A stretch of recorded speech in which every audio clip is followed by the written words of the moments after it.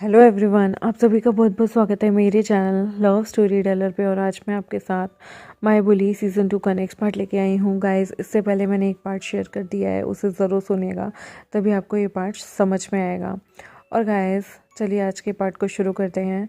और 17 से मैं 23 ऑनवर्ड जो है वो छुट्टियों पे हूँ, और 23 ऑनवर्ड ही मैं आप लोगों के साथ चीज़ें शेयर कर पाऊँगी। तो तब तक के लिए मैं छुट्टी पे हूँ गाइस, और मैं शेयर नहीं कर पाऊँगी। तो प्लीज़ रिक्वेस्ट मत कीजिएगा कि मैं फटाफट से आप लोगों के साथ कोई और पार्ट लाऊँ।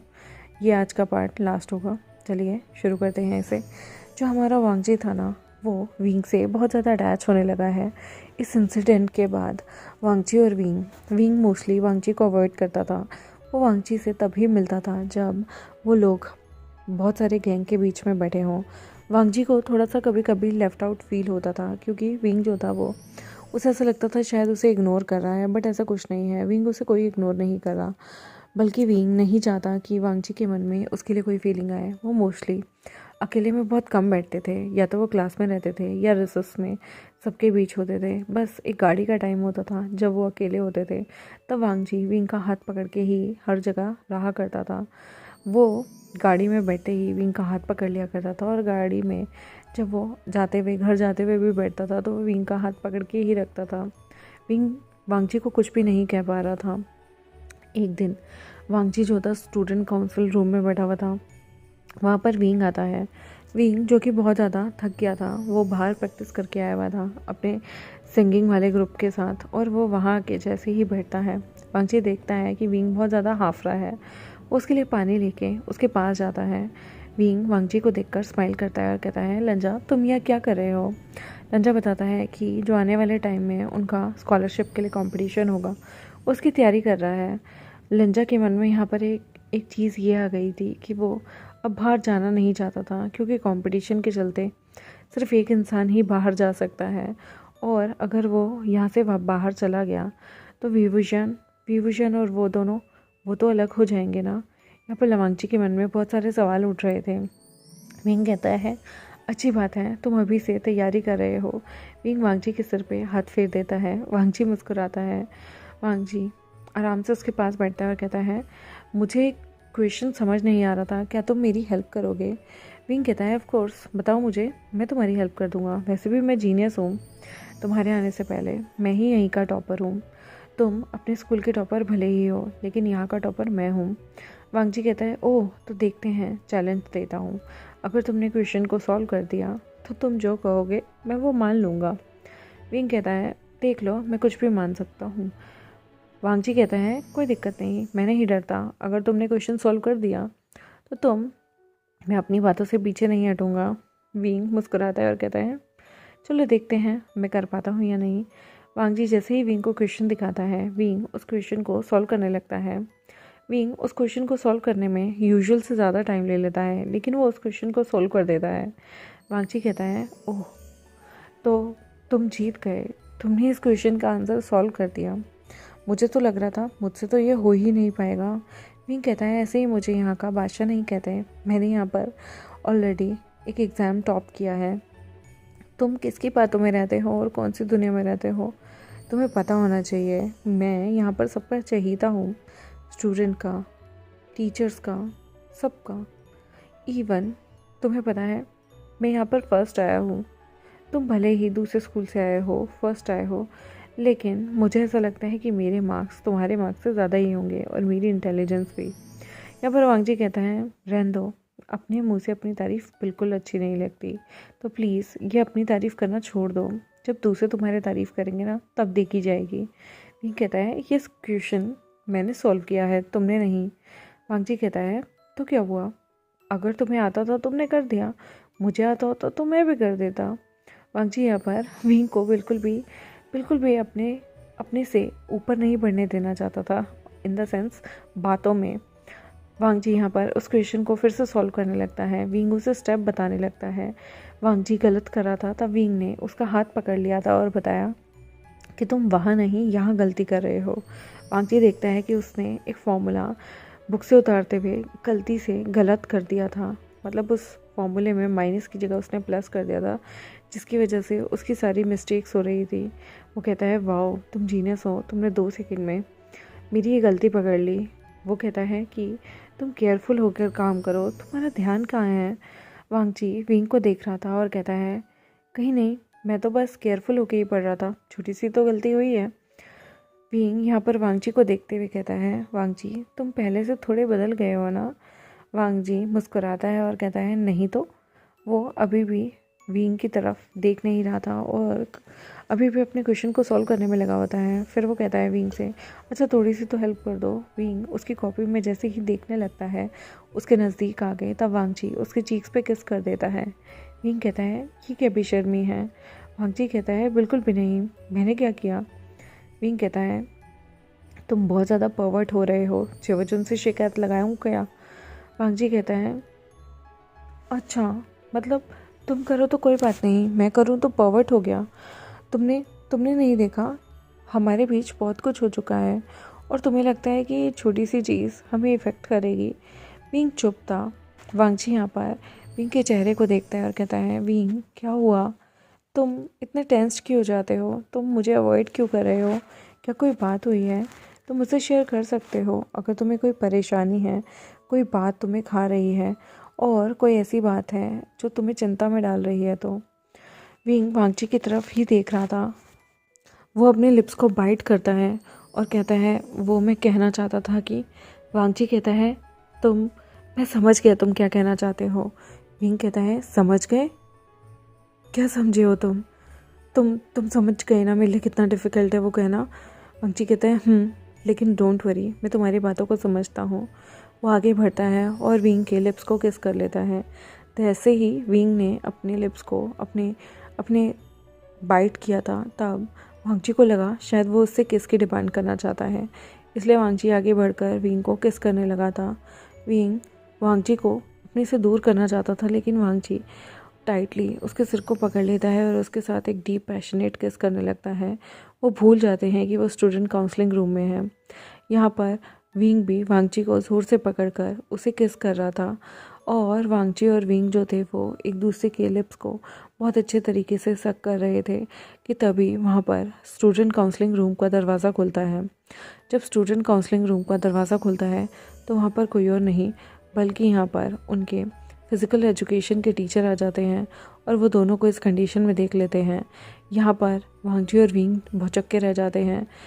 वहाँ पर टीचर उन दोनों को इस शेमलेस कंडीशन में जैसे ही देखते हैं वो उन्हें बहुत ज़्यादा डांटते हैं और फिर वांगची और विंग को वो ऐसी शर्मनाक हरकत करने के चक्कर में वो सीधा प्रिंसिपल ऑफिस ले जाते हैं। प्रिंसिपल ऑफिस में वहाँ पर उनका प्रिंसिपल बैठा हुआ विंग और वांगची दोनों के ही पेरेंट्स को वहाँ पर बुलाने की डिमांड करता है। वांगची तो घबरा जाता है, वांगची रोने भी लगता है और घुटनों पे बैठ के कहता है कि प्लीज़ मेरे घर पे फ़ोन करके मत बताइएगा, मेरे अंकल और मेरे फादर मुझे घर से बाहर नहीं निकलने देंगे। लेकिन विंग ईज़िली अपने घर पे फ़ोन कर देता है। यहाँ पर विंग को भी डर लग रहा था कि उसके पेरेंट्स को पता चला कि वो एक ओमेगा को बुली कर रहा है या फिर उसे स्कूल के परिसर में किस कर रहा है तो ये उनके लिए ख़तरनाक हो सकता है। लेकिन वो उससे ज़्यादा कुछ कर नहीं सकता था, वो अपने टीचर के ख़िलाफ़ नहीं जा सकता था। और यहाँ पर वांगची के बहुत ज़्यादा गिड़गिड़ाने पर भी टीचर बिल्कुल नहीं मानता है और यहाँ पर विंग और वांगची के पेरेंट्स आते हैं। वांगची को बहुत डांट पड़ती है। चिंगन जुन तो बहुत ज़्यादा आग बबूला हो गए थे। वो मन में सोचते हैं शायद इसलिए वांगची ने इस लड़के को अपने घर में ठहराया था और ये भी इसलिए यहाँ आया था। यहाँ पर विंग को उसके पेरेंट्स बहुत डांटते हैं कि वो एक ओमेगा के साथ ऐसी हरकतें कैसे कर सकता है। अगर वो ओमेगा प्रेग्नेंट हो गया तो विंग मन में सोचता है कि वो आगे बढ़ा ही नहीं था। वांगची जोकर यहाँ पर बहुत सारे लोगों के सामने शर्मिंदा हो रहा था। विंग किसी को भी ये नहीं कहता कि वांगची ने उसे किस किया था। वो चुप रहते हैं, दोनों के दोनों अपनी मुंडी ऊपर ही नहीं करते। वो बहुत ज़्यादा शर्मिंदा थे। यहाँ पर बहुत सारे लोगों को पता चल जाता है कि वांगची और विंग किस करते हुए पकड़े गए हैं स्टूडेंट काउंसलिंग रूम में। यहाँ तक कि विंग को जो उसकी पदवी थी उससे भी हटा दिया जाता है, उसका अपने स्टेटस से बिल्कुल हटा दिया जाता है। वांगची को बहुत बुरा लग रहा था और वांगची को भी पनिशमेंट मिलती है। आज के बाद वो दोनों एक दूसरे के साथ नहीं बैठ सकते थे, वो अलग अलग रो में बैठेंगे। वांगजी को बहुत बुरा लग रहा था। वांगजी की आंखों से आंसू गिर रहे थे। विंग कुछ भी नहीं करता, वो अपनी शक्ल भी ऊपर नहीं उठाता और रोता रहता है। वांगजी तो यहाँ पर वांगजी बार बार विंग की तरफ देख रहा था। वांगजी मन में सोच रहा था कि उसकी एक गलती या जो भी था उसकी वजह से उसने ये बोल्ड स्टेप ऐसा क्यों लिया। विंग को यहाँ पर उसकी पदवी से भी हटा दिया गया है।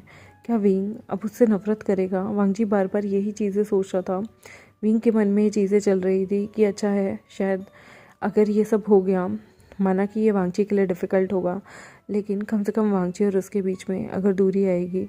और अब जबकि वो वांगजी को अपने मुंह से नहीं कह सकता था कि उसके मन में वांगजी के लिए कोई फीलिंग नहीं, अब जैसे ही वो दोनों दूर होंगे तो शायद वांगजी चीज़ों को समझ जाएगा, शायद वांगजी चीज़ों को गलत वे में नहीं लेगा। विंग कुछ नहीं बोलता, उसके पेरेंट्स चले जाते हैं और वांगजी विंग क्लास में जाते हैं। यहाँ पर वांगजी बार बार विंग से बात करने की कोशिश करता है, लेकिन विंग कह देता है अच्छा होगा कि आज के बाद हम एक दूसरे से बात ना करें। मैं नहीं चाहता जो आज सीन हुआ है वो बाद में भी सीन हो। यहाँ पर वांगजी को बहुत बुरा लगता है कि विंग अपने पेरेंट्स की वजह से या दूसरों की वजह से उससे बात नहीं करेगा। फिर वो मन में सोचता है गलती भी उसी की थी, उसे माहौल को देख लेना चाहिए था, आगे बढ़कर बोल्ड स्टेप नहीं लेना चाहिए था। शायद उसने विंग को कहीं ना कहीं गलती से उसके इशारे को गलत तो नहीं मान लिया। वह विंग से सॉरी कहता है। विंग कुछ भी नहीं बोलता और आगे बढ़ जाता है। विंग बहुत दिनों तक, आने वाले टाइम तक वांगजी को अवॉइड करता है।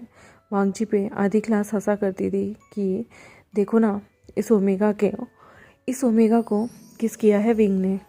कहीं स्टूडेंट काउंसिलिंग रूम में ये लोग इसलिए तो नहीं रहते थे, कहीं ये ज़िद करके इसलिए तो नहीं जा रहा था क्योंकि इसे विंग को पटाना था। अरे ये तो गरीब सा है, इसने तो जानबूझकर एक अल्फ़ा को फंसाने की कोशिश की होगी। न जाने कितने इल्ज़ाम वांगजी पे लगा करते थे। वांगजी कुछ भी नहीं बोल पाता था। सारे लोग सोचते थे वांगजी जो है वो एक गोल्ड डिगर है, जो कि विंग को फंसाना चाहता है, विंग के पैसों के लिए उसके पीछे है। विंग यहाँ पर कुछ भी नहीं बोलता था। वांगजी अब अकेला रहने लगा था।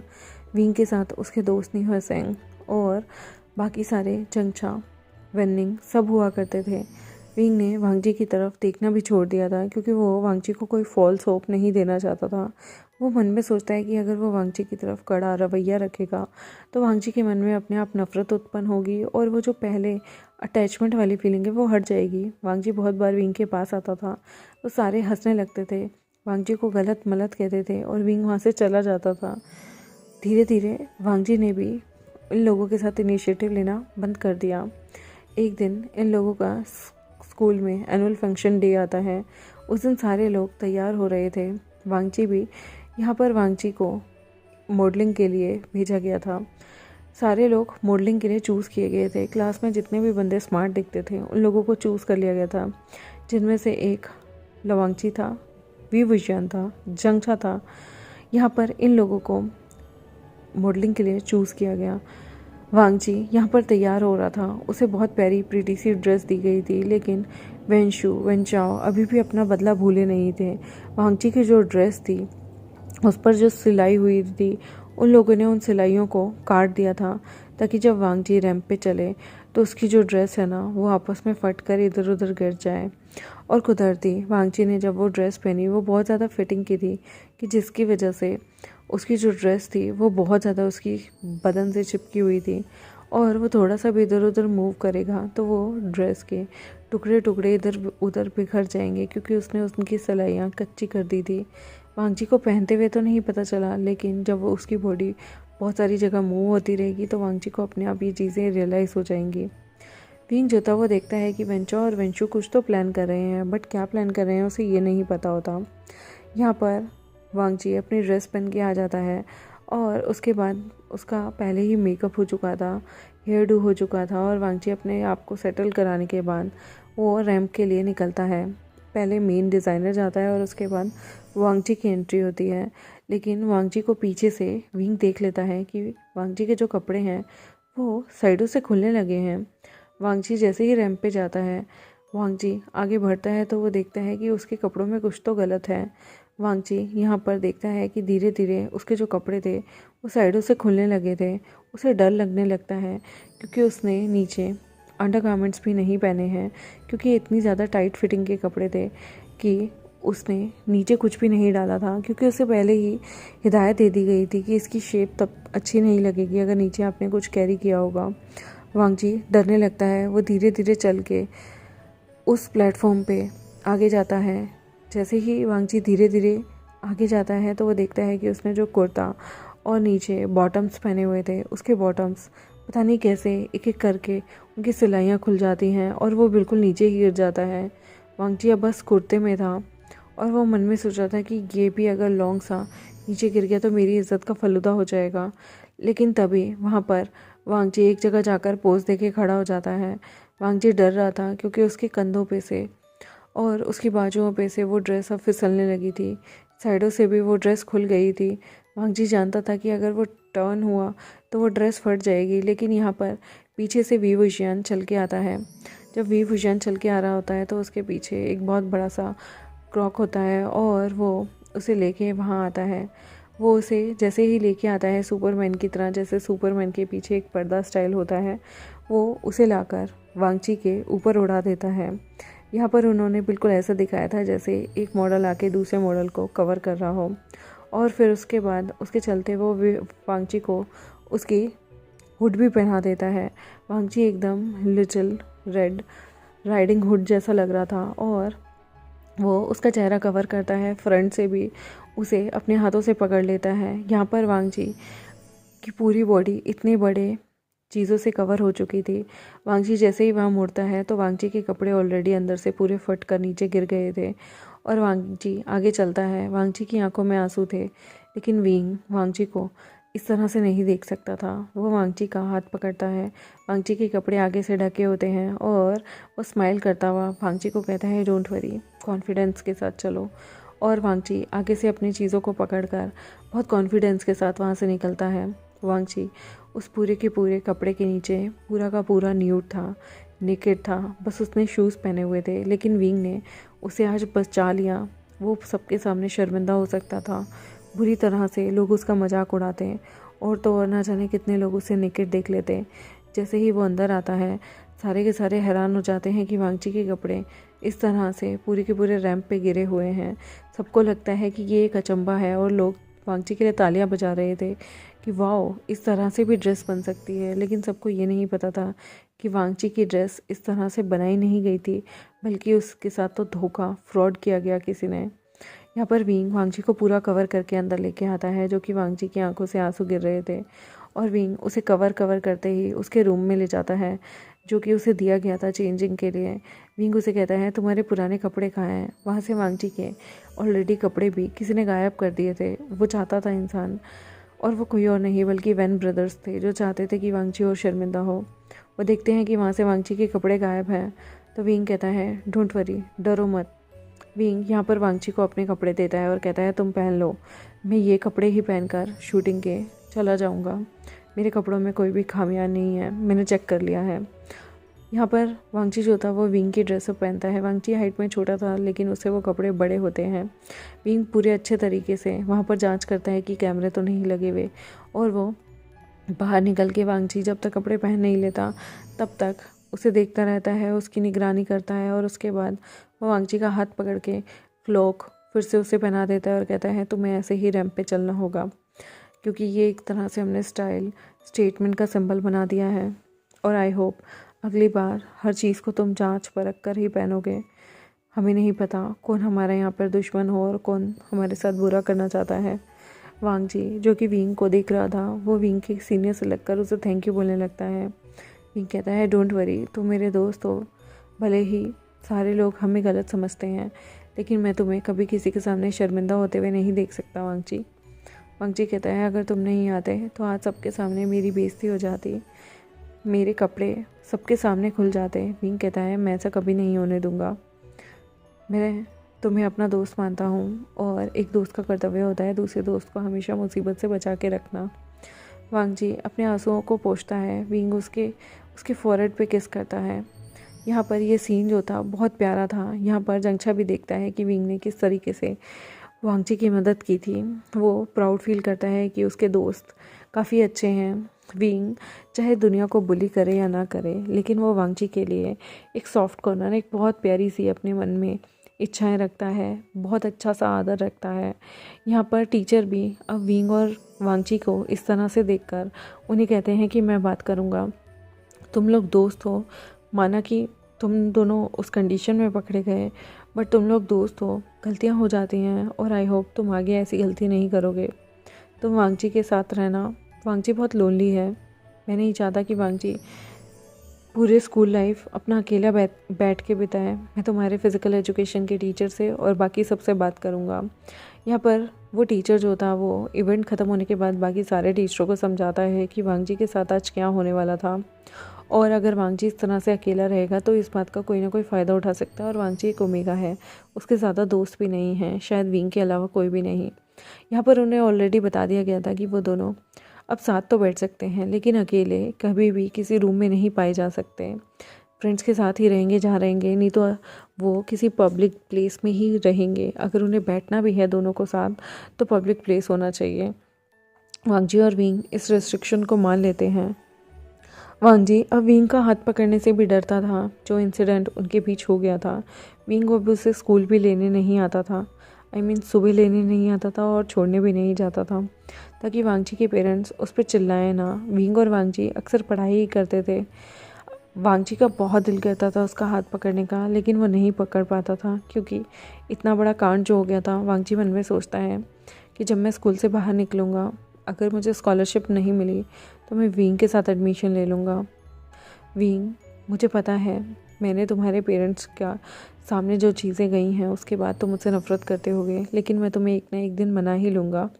वांगची मन में ये सारी चीज़ें सोचता है। वो अपनी डायरी में हर चीज़ लिखा करता था कि कैसे उसे विंग पसंद आया और कितना वो विंग से प्यार करने लगा है।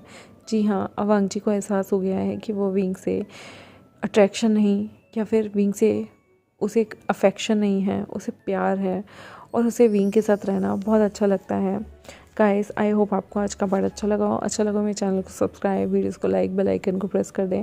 मिलते हैं आपसे नेक्स्ट एपिसोड में। अब मिलेंगे 23 ऑनवर्ड। तब तक के लिए बाय। मेरे चैनल को सब्सक्राइब ज़रूर कर दीजिएगा गाइस, और बेल आइकन को प्रेस कर दें ताकि आपको फर्दर नोटिफिकेशन आती रहे। Thank you very much, bye.